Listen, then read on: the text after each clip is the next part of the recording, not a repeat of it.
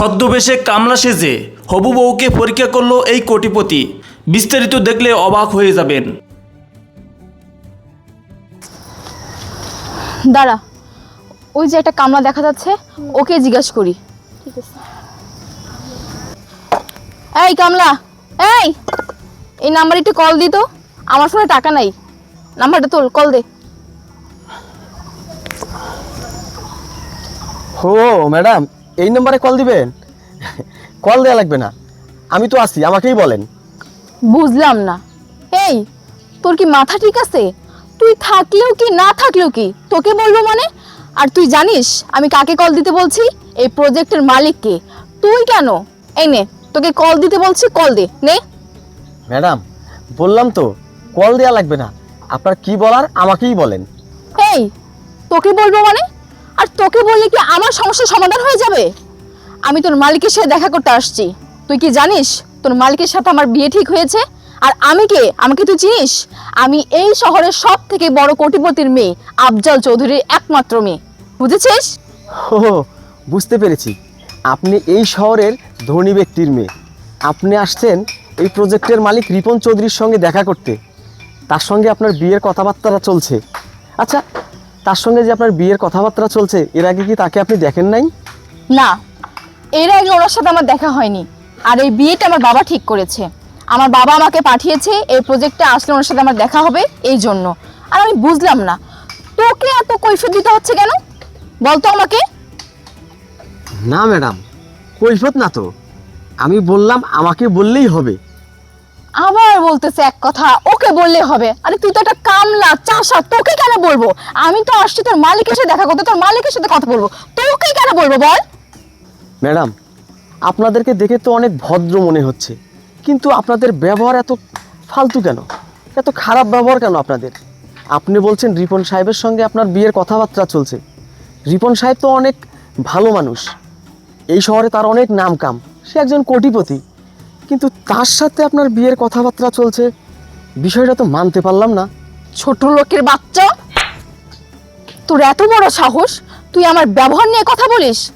আমার বিয়ে রিপনের সাথে হবে কি না হবে তুই মানার কে? তুই মানলেও কি না মানলেও কি, তোকে কেন এত কৈফিয়ত দিতে যাব?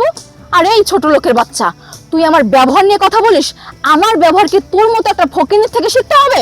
হ্যাঁ, এই ম্যাডাম, আপনি এটা কি করলেন? আপনি আমার গায়ে হাত তুললেন। আসলে তো আপনারা একটা বেদব। না না, শুধু বেদব না, আপনারা একটা চরম লেভেলের বেদব। আর আপনি কি যেন বললেন, রিপন সাহেবের সঙ্গে আপনার বিয়ে ঠিক হয়েছে? আপনার আর রিপন সাহেবের সঙ্গে বিয়েটা হচ্ছে না। আপনারা আসতে পারেন, যান এখান থেকে, চলে যান। ওরে যত বড় মুখ নেই তত বড় কথা। আপু, আমার কি মনে হচ্ছে এ একটা পাগল, এ পুরা পাগল, এর মাথা নষ্ট হয়ে গেছে। ছোট লোকের বাচ্চা, শয়তানের বাচ্চা, আমার বিয়ে রিপন সাহেবের সাথে হবে না, তুই বলার কে? এই, তুই কে রে? ম্যাডাম আমি কে এটা জানতে চাচ্ছেন?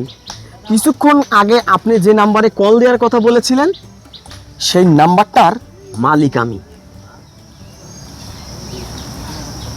কি অবাক হয়ে গেলেন? আরে ম্যাডাম, আমি সেই রিপন সাহেব। মানে কি বলছে? এই, তুই কি আমাদের সাথে মজা করতেছিস, ফাজলামি করতেছিস? তোর মতো একটা কামলা চাষার বাচ্চা ছোট লোক ফকিন্নি কেমনে রিপন সাহেব হবে? হ্যাঁ, দেখেন তো নাম্বারটা মিলান তো।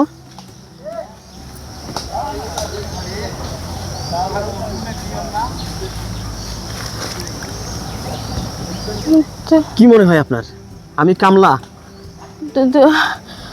না আসলে সরি, মানে সাইলেন্ট। আমি আর আপনার কোনো কথা শুনতে চাচ্ছি না। আপনার ব্যবহার সম্পর্কে, আপনার ফ্যামিলি সম্পর্কে যতটুকু জানার আমি জেনে গেছি। আসলে না, আপনি ভুল ভাবছেন, আমার কথাটা শুনেন। আমি বুঝতে পারিনি আসলে আপনি যে পোশাক পরে আছেন, আমি কেন, আমার জায়গায় যদি অন্য কেউ থাকতো তাহলে তো আপনাকে চিনতে পারতো না। আমি তো বুঝিনি। কেন একজন পোশাক দেখে কি মানুষ বিবেচনা করা হয়? একজন মানুষের পোশাক দেখে কি তাকে নির্ধারণ করা হয় কে কোটিপতি আর কে ফকির? হ্যাঁ, আমি আমার নিজের কাজটা করতেছি। শোনেন, গতকালকে রাতে আপনার বাবা যখন আমাকে কল দিয়েছিল, বলেছিল আপনি আজকে আমার সঙ্গে দেখা করতে আসবেন এই প্রজেক্টে, তখন আমি সিদ্ধান্ত নেই আমি কামলা সেজে লুঙ্গি পরে আপনাকে পরীক্ষা করব। আমি দেখব আপনার মন মানসিকতা কেমন, আপনার ব্যবহার কেমন। কিন্তু আমি পরীক্ষা করে দেখলাম আপনার ব্যবহার কুৎসিত, আপনার মন মানসিকতা একদম নিচু জাতের মতো। আপনাকে আপনাকে বিয়ে করব আমি, এই চিন্তা ভাবনাটা মাথা থেকে ফেলে দেন। আপনার মতো মেয়েকে যদি আমি বিয়ে করি আমার ভবিষ্যৎ যে কী হবে এইটা আমার জানা আছে। আমি একজন মানুষ, আমার কোটি কোটি টাকা, এই অহংকার আমি কখনো দেখাইনি। আমার লক্ষ লক্ষ টাকা, কোটি কোটি টাকা, এই ভাব নিয়ে আমি কখনো চলিনি।